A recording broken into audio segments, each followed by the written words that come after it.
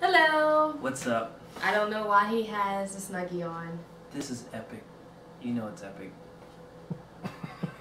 You look stupid. Anyways, for this Fat Paul edition, we're going to make coconut cake. You love my coconut cake, Paul? It's incredible. She made it for me when I graduated from my undergraduate, and she made an NC State cake. And maybe we can find a lost file. Yeah, maybe we can find the lost file and attach it to the end of the video. But everyone just pretty much demolished the cake when we had it, so it's So I'm going to show you guys how to make the most scrumdiddlyumptious moist coconut cake. Okay, so I have all our ingredients laid out. I'll give you a rundown on our ingredients. We have 2½ cups of flour, 4 eggs that are separated, the yolks are separated, and the whites are here. 2 cups of sugar. This is a cup of milk, half a cup of buttermilk, and a cup of regular milk. 2 tablespoons of sour cream. 2 teaspoons of coconut flavoring. This brand here is the best. It makes the flavor in your cake really pop. What's the brand?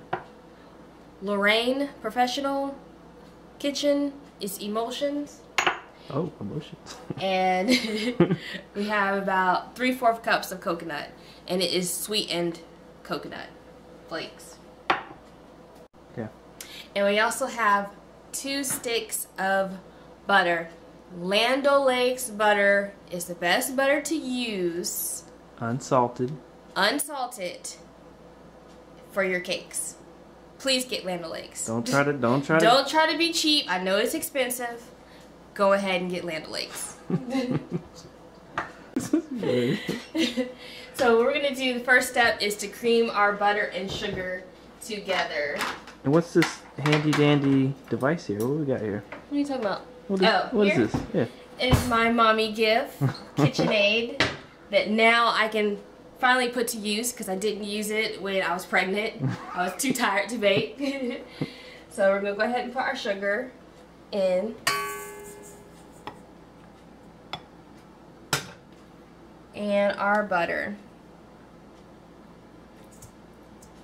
And all your ingredients are at room temperature. That is the best way to bake a cake. All your stuff needs to be at room temperature. Every baker knows that. I guess every baker knows that. So we're going to use our paddle attachment for our KitchenAid. Ooh, fancy. Paddle attachment. Paul's being really silly tonight. I don't know what's wrong with him. I don't know if he's been drinking. I don't know. So we're gonna. It's the Snuggie. We're gonna cream this together till it's all mixed in well. Probably takes about 2 minutes or so.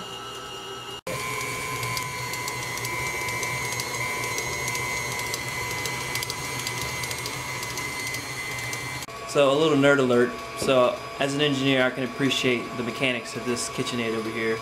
The difference between different mixers is that if you go buy like a Sunbeam mixer, which I had for many years, and it did fine, but you know I had to upgrade to the good KitchenAid. Yeah. So if you look at it, you see you have the spindle. It has its own spindle that's rotating, rather than the bowl mixing around. So that's how you modernize and become Suzy Homemaker. Sorry, y'all. Paul, I don't know what's going on with him. Just because I'm a stay-at-home mommy now does not mean that this is going to be on the regular all the time. It's all with love. We're just having fun tonight. That's all that is. So. Okay, so we're going to go ahead and add our eggs. And you want to add them one at a time. I know one of my eggs kind of didn't make it. It broke a little bit. But I'm going to just try to add the eggs one at a time. Kind of let it distribute and mix in a little bit before I add the other eggs. It should only take about 20 seconds or so.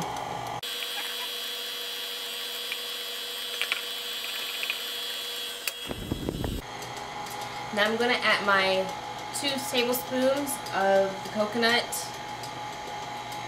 emulsion. You can also use maybe 1 teaspoon. It says tablespoons, teaspoons. Anyways, 1 teaspoon of the coconut, and you can do 1 teaspoon of vanilla. You know, I have a secret ingredient in here that I can't tell y'all what the other ingredient is in here, but I'm gonna go ahead and add that. Can't be a baker, you know, and give all my secrets away.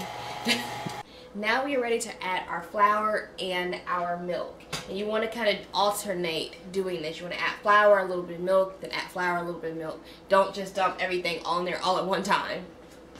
So I'm just going to go ahead. Add some of my flour. And the flour I did pre-sieved. I use self-rising flour just because I don't have to measure out baking powder and baking soda and all that mess. I just like to use self-rising. Now add a little bit of milk. And go ahead and mix that together. Shout outs to Aunt G, 1950s hand mixer, but it works. So I'm gonna go ahead and whip up my egg whites. This is a very important step if you want to make your cakes fluffy. If you whip your egg whites, then you add it and fold it into your cake mix, it just aerates your mix.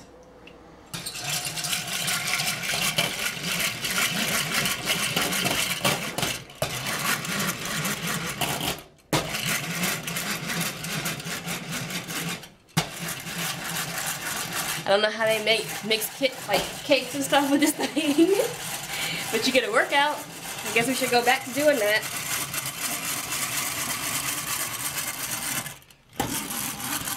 And you kind of want to mix it till it has a good froth on it.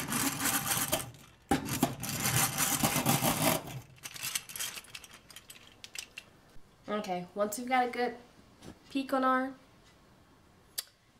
egg whites, go ahead and add it in our mix. Oh, wow. Never seen that. That's how you make meringue, Paul. What's it called? Meringue. Oh, yeah. And you want to just fold it.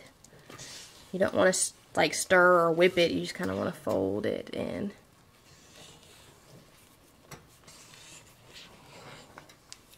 And it gets your mix all nice and airy. Mm.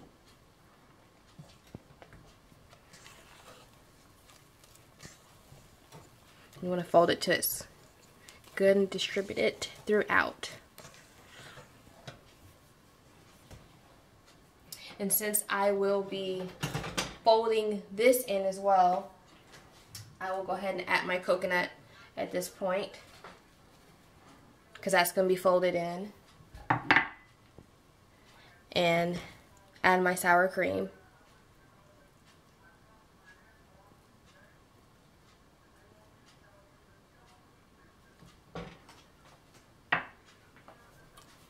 And we're just going to fold it.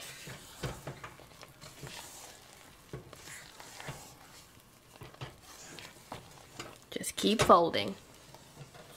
Just keep folding? Just keep folding. Just keep folding. Okay, so you want to make sure you grease your cake pans. Oh, excuse me. You can use like the little spray-on grease. I had to do it the old-fashioned way with a little Crisco and flour, but same thing. We're going to go ahead and add our cake mix in there.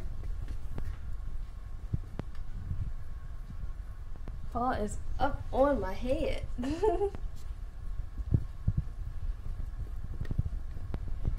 We will make sure we evenly distribute it between the cake pans so our cake comes out even. I add a little bit more into this one.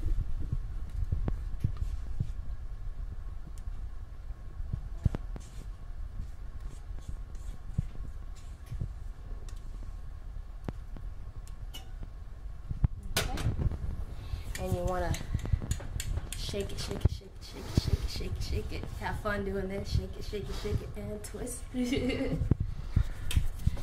and this will distribute it evenly. Same thing for this. Shake, shake, shake.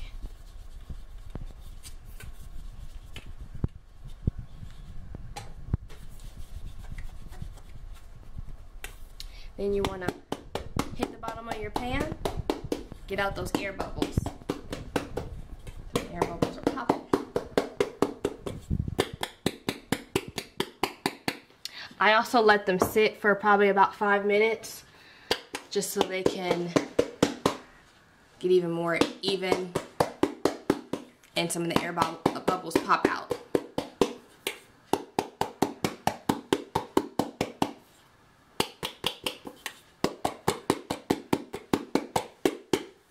Alright, so I'm going to let this sit for 5 minutes. And while this is sitting, you can go ahead and preheat your oven. Mine's already preheated to 350 degrees.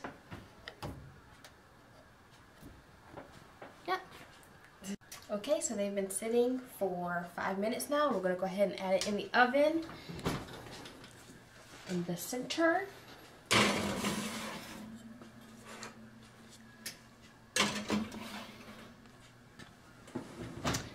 And I'll probably set my timer for about 45 minutes. This is the first time I'm baking out of this oven, so fingers crossed. Bakers out there, you know what I'm talking about, so we don't know if the temperature is correct. I should have a actual oven thermometer, but I did have one at one point and it broke. So 45 minutes, I'm gonna check on it. I kind of always go for about an hour, but I constantly check on my cake and I'll just see if it's ready with a toothpick. So yeah, 45 minutes, and while I am waiting on that, I will make my buttercream frosting, but I'm not showing y'all that because that's just too much of a secret of what I put in my buttercream frosting. So I will come back when the cake is done. You see that?